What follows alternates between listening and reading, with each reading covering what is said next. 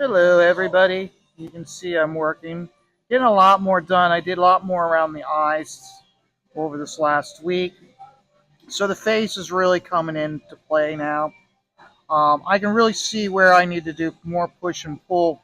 We can see where we have more of these darks around the eye, and we need to now take that black and put it in here, put it around the nose, around the corner of the eyes. That way, this face really starts to pop.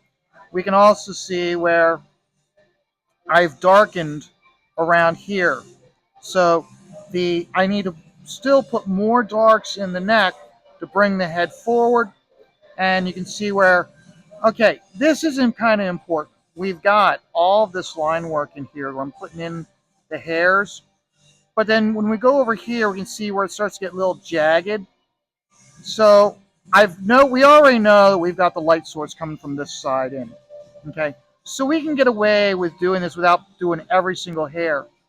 Over here, though, I've discovered that because this is in shadow, I don't want to do this type of line work. Okay, I don't want to do this type of line work over here. So I'm actually going in and blocking it out and putting in dark blocks of where show the depth of the hair. And then when I go in, I can then just go in and do some light, dark strands.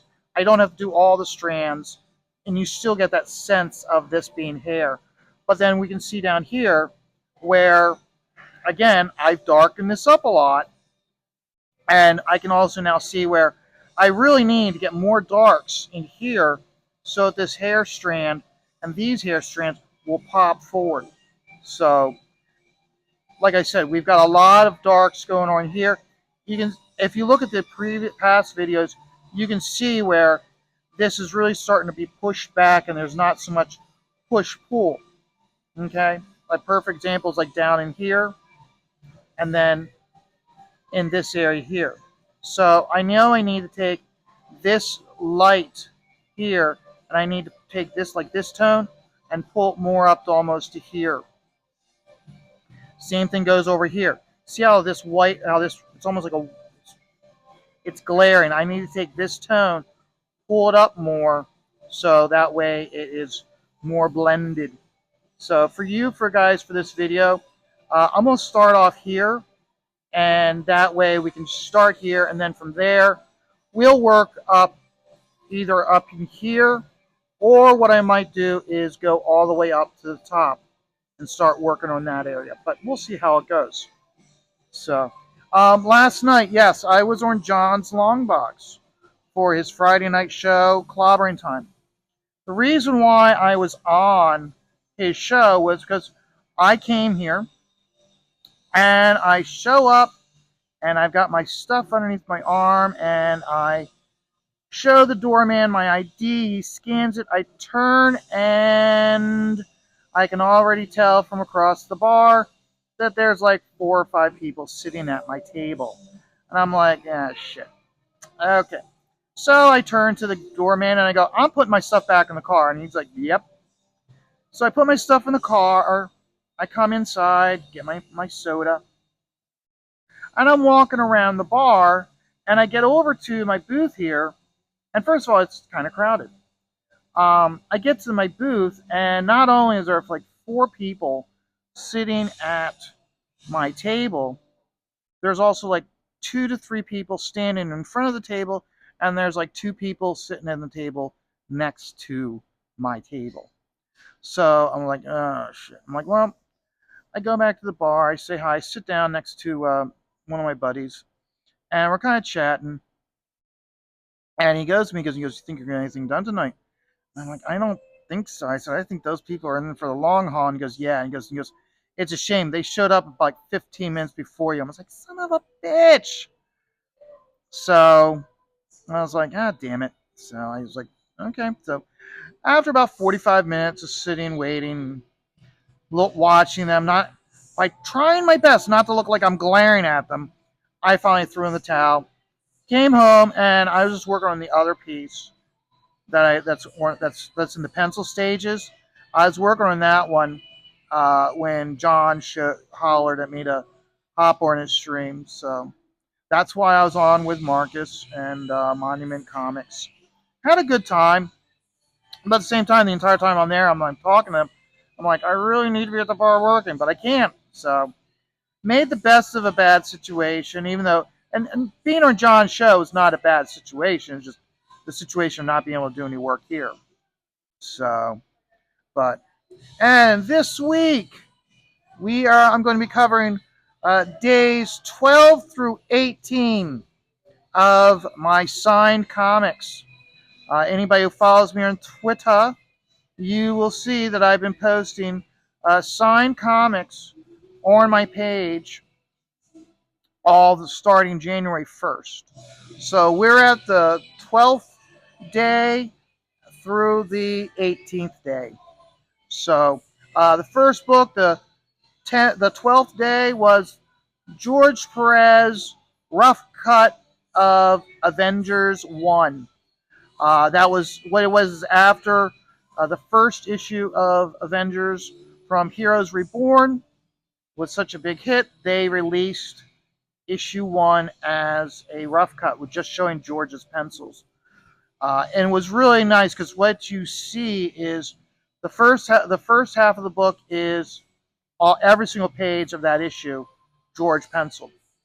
The second half of the book is the script of the story, so you can actually read the script and then see how George took the script and worked his beautiful magic. So obviously, being a huge George Perez fan, I had to get that one signed by George. So very happy that I had that one. Out of all the books that I could get signed by George, very happy that that's one of them.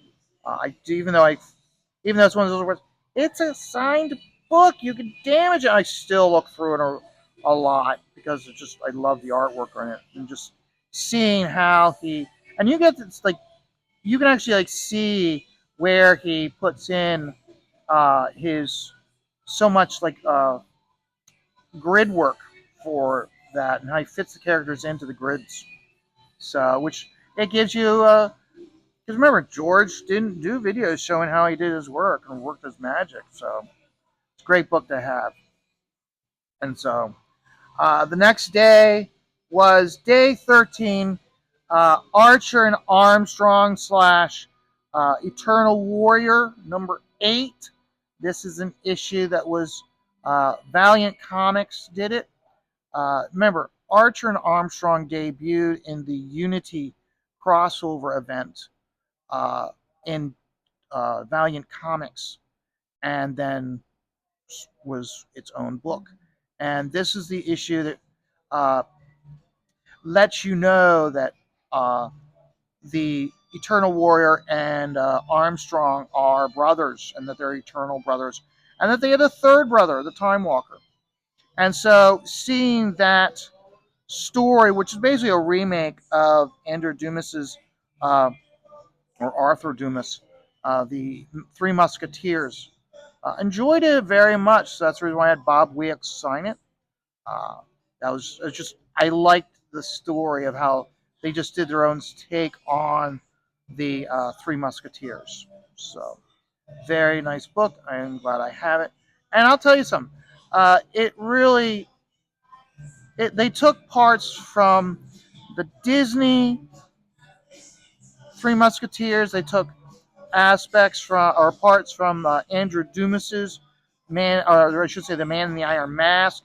I mean, it's all the same story, but just I like how they took different elements to do the story. So, uh, day 14. Remember, I had already said that when I started to do this, that I was going to do 6 DC, 6 Marvel, and then 2 independent or small press. And so that's why after Avengers, I went to Valiant with Archer and Armstrong. The other one was another Valiant book. It was Armorines, signed by Jim Calfor, and it was done and inks by Rodney Ramos. I'm very happy that I have both of them because Rodney Ramos, I don't think he does conventions anymore. I have not seen him in almost a decade now, so I was very happy. So, ooh, look at that. So this is a good example how I hit that with this, and now you've got a bit of a blending. So now that's what helps. So now I know I need to go in. I need to strengthen that dark some here down, so that way you have definition of from here to here. So we need to put more blacks in here, and we'll just hit it. Just hit it like this. Just hit it, and then the dots slowly close in and form a large mass. So that's what you gotta do. So I like how that's looking, but we're gonna keep going, keep hitting it. So, but no, so I like the Armorines. Armorines was another like spin-off book. It was kind of like a remember, Exo Man of War was a very popular title, so they used the Exo Man of War to spin off the Armorines, basically being a governmental a governmental I guess offshoot of the Army, Navy, and all. And they had the Armorines, and they many times had different interactions with the hardcore. So it was again, it was a governmental organization to create armored soldiers to combat against the Harbingers, which are the mutants of the Valiant universe. So I really enjoyed it. Uh, I believe that, if I am correct, Jim Calafor did every single cover of the Armorines, even after he left the series as the regular penciler. So that was, I think I have every single one signed by him. So I did, like I said, the reason why I had them signed is I enjoyed it. I got quite a bit of Valiant signed by various artists throughout the years, just because I liked the books. I liked that era of Valiant, and they've tried numerous times to revamp that publishing line, but it's never been as solid as it was back then when they originally launched it, and specifically under the leadership of Jim Shooter. He really knew what he was doing when he did the Valiant line, which is basically his means of a big fu to Marvel. Because remember, he launched the new universe in Marvel, where you had superheroes, but they didn't wear costumes, and he really pushed that kind of with Valiant and was very successful. It wasn't actually till he was pushed out of Valiant that what happened to Valiant after they pushed him out? They fell by the wayside and they had troubles. So it shows Jim Shooter always knew what he was doing. And what always ended up happening after he left, uh, the companies that he left were at a loss and weaker for firing him. So then after the Armorines, we get into the Bees. And we go back to uh, DC. And of course, the first one I have that I posted was a Batman book. Even though I'm not a huge Batman fan, I do have quite a few Batman books signed. And this was Batman Special Number 1, artwork and signed by Michael Golden, with background inked by Mike DiCarlo. I got 3 comments on this one. No, almost most of my books I'm getting relatively the same people liking it, but I'm starting to get some new people liking my signed books, which is very nice. But with this Batman one, uh, like John's Longbox, he commented, it was a great comic. Um, Gary Martin, I didn't know, he's uncredited. He commented on it, stating that the interior background inks are done by yours truly, as in Mark did it. So Gary did it. So I was very surprised. I did not know that Gary did the interior background. So if I ever see Gary at a show, I might have to have him sign that book. Um, he's saying he inked it. I'm not going to doubt him. And that's one thing I do. Like when I find out about someone who is uncredited on working on a book and had a significant contribution to it, I will have them sign it. For instance, Andy Smith. has commented how he did a lot of background inks, and he actually did some drawing for uh, Justice League Europe for Bart Sears, and how I've had him sign one of those issues because he was like, and I remember because I had him sign it, and he flipped through the book and yep. He goes, that brick wall, that was me. These buildings, that was me. This was me. And he goes, these people, I got to draw these small people walking up this ramp. I did that. That was me, guys. I mean, he spoke so fondly of it, with humor and pride. So I was really glad that I took the opportunity to have him sign that issue of uh, Europe, uh, Justice League Europe. So, but and then followed up with and of course, what made that Batman special so good is it's the one I believe the character's name was the Wraith, and here they did a duality story where Batman was born from his parents being murdered uh, with crime. The Wraith was born from his parent. His father was a criminal, and his I think both the criminal, his father, and I think the mother from collateral damage both were killed, and he grew up to want to be a villain, to strike back. I'm doing a portrait right now. As, as soon as I'm done with this one, I will be starting the Husky. So yeah, doing a bit. Like, what the so who's this for? This is for some guy by the name of Paul. He came into me on a Friday or on a Saturday night and asked me to do it, and I'm like, okay. And I've seen him twice since then, and he's been happy with the progress. So I gotta have this one done in like a week. So yeah. So hey, good luck there, young lad. Thank you. That, ladies and gentlemen, was Marty. And every once in a while, when I do my videos, you'll hear him being very boisterous with the others at the bar. If you actually go and look at my catalog of videos before I got the microphone, you would hear people at the back of the bar or the front of the bar hooting and hollering, and Marty was always the one being the most boisterous. So, but back to topic on hand. So, uh, yeah, so the Batman special. So I think he was called the Raid. He, they did it where he was basically anti-Batman, and he was an assassin. He trained himself to be an assassin, the world's greatest assassin, just like Batman trained himself to be the world's greatest detective. And it was a really good story. It was actually the first time I read a comic and understood that I think it was Leah Thompson, uh, how she has the clinic in Gotham, and didn't realize how she was such a strong character in the Bat universe.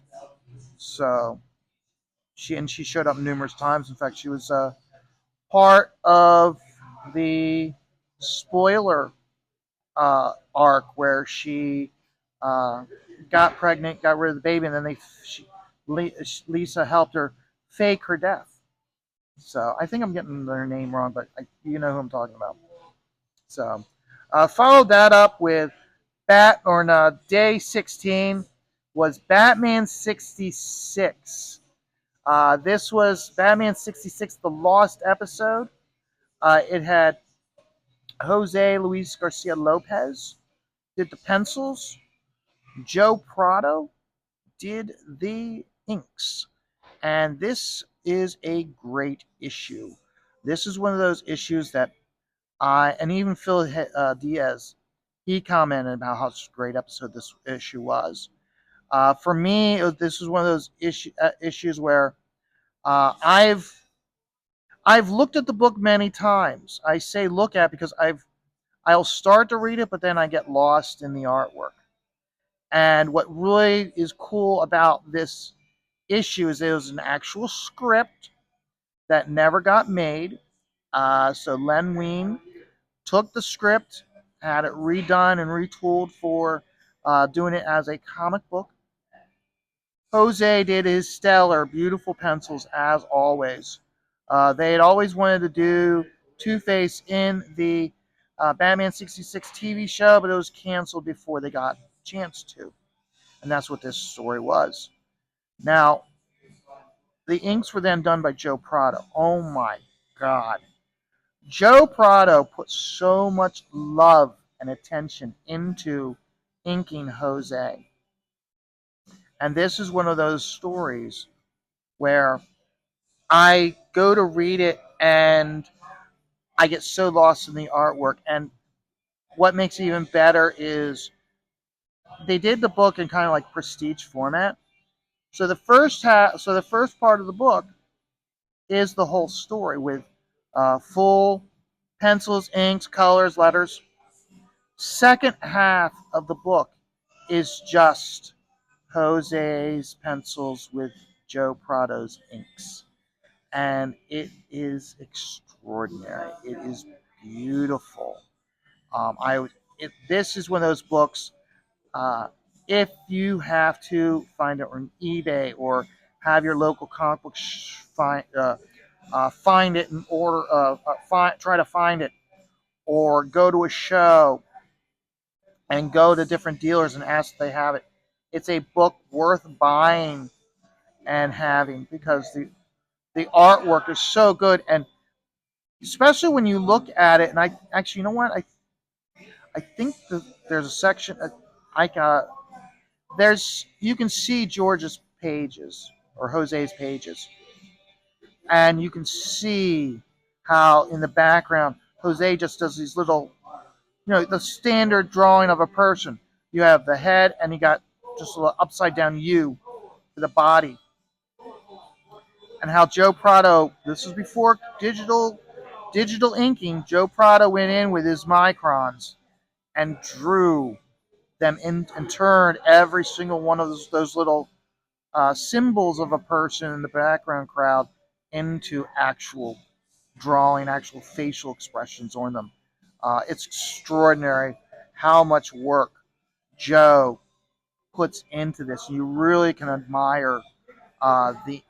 This is a true example of the inker enhancing the pencils, and I just I spend so much time looking at that just for, and I'll flip from the first front start of the beginning of the book to the back of the book to see the difference in the pencils and the inks and look to the finished page.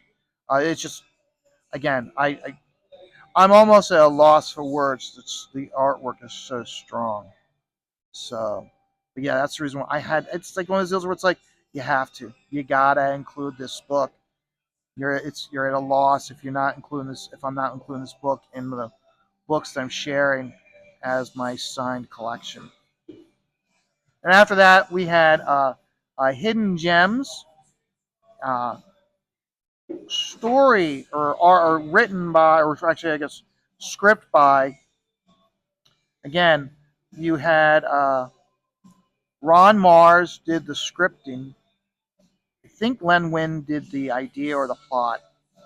Um, you have the pencils being done by Bernie Wrightson, and then the inks done by Kevin Nolan. And again, the whole book is black and white. It's a Batman Solomon Grundy story. It is so well done. It's just, again, this is one of those where you will spend more time, in my case, most artists, you'll spend more time looking at the artwork and how well the artwork was done as opposed to reading the story. And another thing also is you don't really need to read the story that much or breeze or lightly read the story because the storytelling, because it's not done by sequential story, it's not done with sequential pages, it's almost done with spot artwork, and it is just very, very beautiful. And so the opportunity I had to get all three of them to sign that book and to have it in my collection. It's a gem to have. So, and then of course, after that we had uh, the final book, which is today's book, Saturday's book, which is Batman Annual 25 Pencils by Shane Davis, the Cat Pappy. Before he was the Cat Pappy, when he was still just a wee lad making his way through DC, finding his way in life. He did this issue, and it was. I mean, I really enjoyed it. It was how Jason Todd and and how his story, how like uh, when Superboy was in the limbo dimension, Superboy Prime, and how he was disgusted by what he was seeing, and when he punched the wall of the limbo barrier, he was so strong with his punch, he cracked and changed time, which enabled Jason Todd to survive the beating the death by a crowbar beating that he received from the Joker. And it also shows how when he came back, how he had to dig himself out of his grave, and how he was then, I think it was Talia who found him, or somebody found him, took him to Ra's al Ghul, and then uh, he escaped and made his way to become the Red Hood. So, signed by Shane Davis and signed by Mark Morales, who did the inks. Mark did a very good job with the inks. So, I'm very happy that I have this one with both of them signed. And I like this issue. The fact that Shane did the pencils, and he's part of the indie scene now in this realm that I'm a part of, which for some people it's Comicsgate, for other people it's no longer Comicsgate. He's still in this circle of being in contact with, if you want to do with streaming and whatnot. So it was very good to have that. I liked that issue, and him just by coincidence he's there because I've had this book set aside, wanting him to sign it before I knew that he was in this independent scene. So, but so so guys, I'm gonna keep working on this. Remember, as I said last week, I don't have a lot of Marvel books, so we're gonna have an extended viewing of DC books in the B's. I've got I think two books in Marvel. So now I've got like the one title. It's like I think it was like a 4 issue series, and I have all four signed, but I'm not going to show all four. I think that's kind of stupid. I mean, unless it's like the JLA, I'm not going to show you every single issue. So, but no, so we've got that, and then I'll probably expand the B's of signed books in the B's in the small press sphere. So, but that's how things are going, guys. I hope you all have a great day. I know I'm going to have a great day. And remember, in the Northeast, we're getting snow, and today, and then the next 2-3 days, we're going to have a cold snap. We're going to have like polar freezing, no, bitter, bitter cold. So who knows? Maybe tomorrow's video, I will be talking like this because my teeth are chattering so badly. Who knows? Maybe because Lord knows they don't keep the heat up very high in this bar when the weather gets that cold. So, guys, you guys have a great day. I'm going to have a great day. And remember, everybody, life is stressful. And that's why you take it all one dot at a time.